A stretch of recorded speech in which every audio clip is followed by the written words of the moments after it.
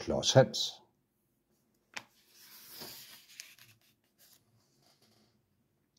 Der var engang en prinsesse.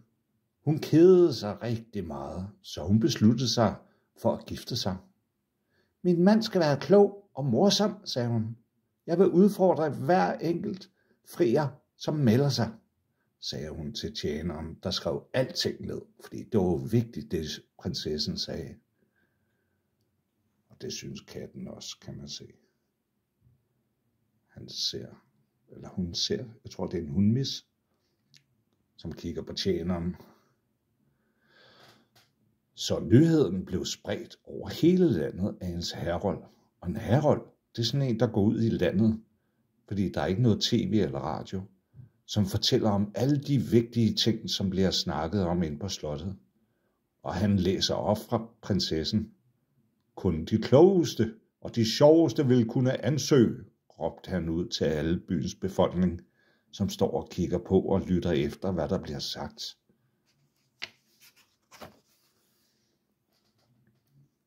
Langt ude på landet boede der en gammel greve. Han havde 2 sønner, som var de klogeste mænd i miles omkreds. Han havde også en 3. søn. Ingen syntes, han var klog, og det kaldte ham Klods Hans. Og jeg tror, det her det er Klods Hans, der ligger der og slapper af. Og det her, det må være greven og de 2 sønner herude. De ældste sønner besluttede sig at fri til prinsessen og begyndte at forberede sig til prøven. De gik ind i huset ved det store bibliotek og tog en masse kloge bøger ned fra hylderne. Nøj, se hvor mange bøger der ligger her på bordet. Den første kloge søn læste utallige bøger på latin og lærte dem også udenad bagfra. Han læste også alle de lokale aviser fra de seneste 3 år. Og se, hvor han tænker. Prøv at huske det hele udenad. Og oven på den anden side af bordet, der sad den anden kloge søn og læste en masse lovbøger. Og lærte sig også nogle vittigheder, så han kunne være sjov.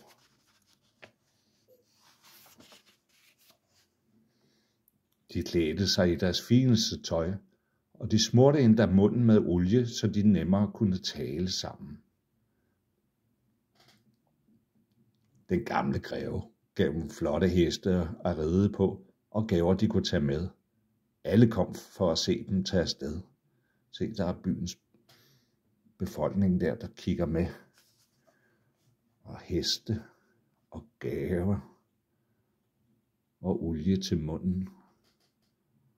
Og selv Klods Hans, han stod der også og kiggede på og tænkte, hvad mon der sker?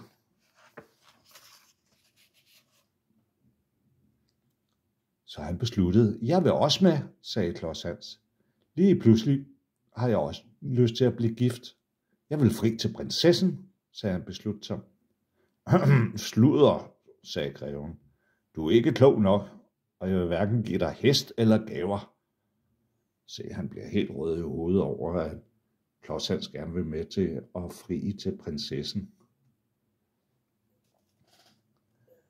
Men Klods Hans, han sagde pyt, og han lå. Og så rider jeg bare på min gedebuk, sagde han. Se, der er en flotte gedebuk med klokke rundt om halsen. Og så red han, mens han sang.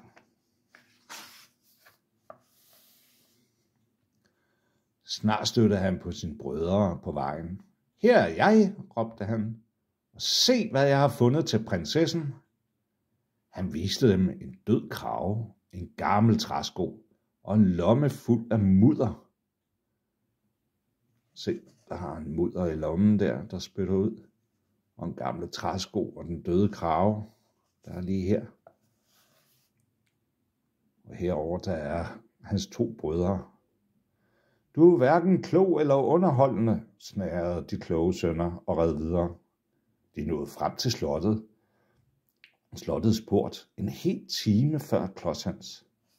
Så man kan godt se, de er sådan lidt snærpede og meget fine i det.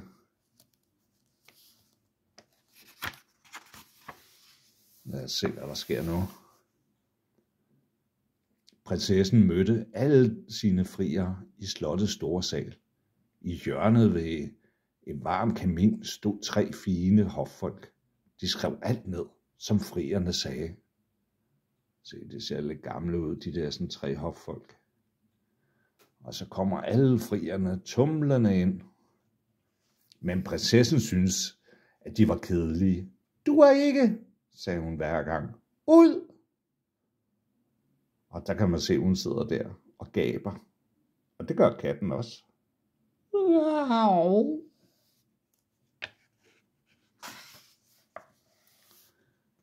Nu var det den første af de kloge sønners tur.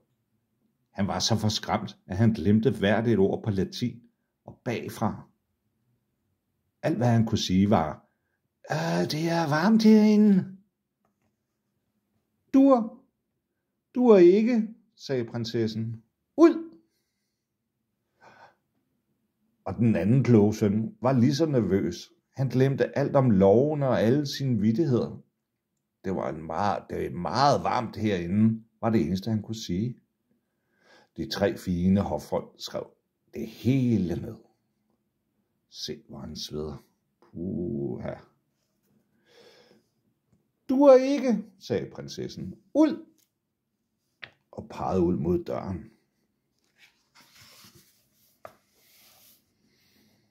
Men så sker der noget. Så red Klods ind på sin gedebuk. Prinsessen smilte. Og der kan man rigtig se, at han ser lidt beskidt ud med alt det mudder. Det var da en dejlig varm kamin, sagde Klods. Jeg vil stege dig en fin kongelig kylling. Og så hæver han den døde krage frem. Se, prinsessen, hun vågnede helt op. Og smiler faktisk. Og det gør katten også. Prinsessen grinede. Men vi har ingen gryder. Den klarer jeg, sagde Klods og viste hende en gammel træsko. Her er lidt sovs, sagde han, og åbnede lommen fuld af mudder. Og de gamle hofmænd, de begynder at skrive ned, skrive, alt hvad de snakkede om. Klods han allerede puttet kraven ned i træskoen, kan man se, og i gang med at fange noget mudder til sovs. Prinsessen lå højt. Ved du, at hver eneste ord bliver skrevet ned af disse fine folk, spurgte hun. Hun ville se, om det gjorde Klods nervøs. Mon han bliver nervøs. Men Klods, han var ikke spor bange. Det kan man også godt se. Hvis de er så vigtige, så skal de have det bedste, sagde han. Og så smed han mudderet i hovedet på dem. Plader. Lige i hovedet. Godt gjort, sagde prinsessen. Du er både klog og sjov. Du klarede prøven, og jeg vil gifte mig med dig, sagde hun så. Og hun er helt henrygt. Endelig kom der en, som hun kunne gifte sig med. Og se katten, og også helt vildt glad og sjov.